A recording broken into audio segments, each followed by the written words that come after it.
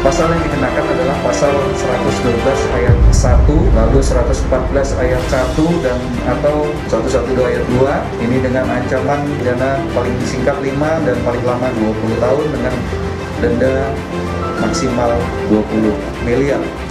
Sedangkan untuk tersangka D, ini ancamannya adalah pasal 112 ayat 1 dengan minimal 4 tahun penjara dan 12 tahun paling maksimal. Ini ancaman dendanya antara 800 juta sampai dengan 8 miliar.